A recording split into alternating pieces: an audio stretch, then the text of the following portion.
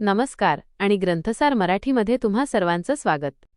अक्कलकोटचे स्वामी समर्थ, ज्यांच्या एका दृष्टिक्षेपाने लोकांचे नशीब बदलले आणि ज्यांच्या एका शब्दाने अशक्य गोष्टी शक्य झाल्या, पण जेव्हा या परब्रह्माची इहलोकीची यात्रा संपण्याची वेळ आली तेव्हा अक्कलकोटमध्ये नक्की काय घडलं होतं?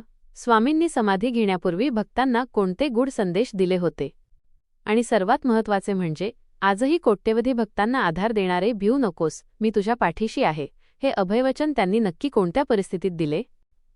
आजच्या या विशेष भागात आपण श्री स्वामी समर्थांच्या पुण्यतिथीची आणि त्या अखेरच्या दिवसांची सविस्तर कथा जाणून घेणार आहोत। जर तुम्ही स्वामी भक्त असाल तर हा व्हिडिओ शेवटपर्यंत नक्की पहा। स्वामींनी अक्कलकोटमध्ये 22 वर्षे वास्तव्य केले। 1878 साल उजाडले आणि स्वामींच्या लीलांमध्ये एक प्रकारची निवृत्ती दिसू लागली। चैत्र महिना सुरू झाला होता। स्वामींना ताप येऊ लागला होता, पण ते आजारी असूनही भक्तांची काळजी घेत होते। एकदा एका भक्ताने काळजीपोटी विचारले, महाराज, औषध घेऊ का? तेव्हा स्वामी हसून म्हणाले, आम्ही आता या औषधांच्या पलीकडे जाणार आहोत। महासमाधीच्या काही दिवस आधी स्वामी मुद्दाम त्यांच्या लाडक्या वटवृक्षाखाली जाऊन बसले। तिथे त्यांनी चोळप्पा, बाळाप्पा आणि इतर जवळच्या शिष्यांना बोलावले। त्यांनी वटवृक्षाकडे पाहून म्हटले, हा वृक्ष आमचा साक्षीदार आहे।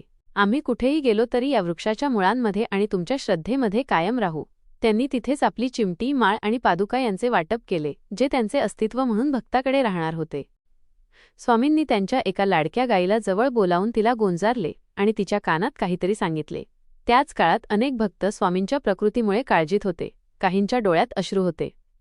आपल्या भक्तांना व्याकुळ झालेले पाहून स्वामींनी अत्यंत धीर गंभीर आवाजात ते अजरामर वाक्य उच्चारले, भिऊ नकोस, मी तुझ्या पाठीशी आहे। हे केवळ वाक्य नव्हते, तर तो समस्त मानवजातीला दिलेला कधीही न संपणारा आधार होता। मंगळवार 30 एप्रिल 1878, चैत्र वद्य त्रयोदशी। दुपारी स्वामींनी स्वेच्छेने अन्नत्याग केला होता। त्यांनी सर्वांना सांगितले, आम्हाला आता शांतता हवी आहे। दुपारी 4 वाजता स्वामींनी पद्मासन घातले। त्यांची नजर स्थिर झाली। त्यांनी आपल्या प्राणशक्तीला मूलाधार चक्रापासून ब्रह्मरंध्रापर्यंत नेले। एका क्षणात एका दिव्य प्रकाशाचा गोळा जणू अवकाशात विलीन झाला। अक्कलकोटचा कल्पवृक्ष निजधामाला गेला होता। शिष्य रडू लागल्याने स्वामींनी डोळे उघडले आणि पुन्हा एकदा विश्वास दिला, रडता काय? आम्ही गेलो असे मानू नका। आम्ही जिवंत आहोत। जो आमचे स्मरण करेल त्याला आम्ही प्रचिती देऊ। स्वामींनी देह सोडला, पण त्यांचे कार्य थांबले नाही। त्यांच्या समाधीनंतरही अनेक भक्तांना त्यांचे दर्शन झाले आहे। ही कथा आपल्याला शिकवते की गुरु हा कधीच केवळ देह नसतो, तर तो एक विचार आणि शक्ती असते।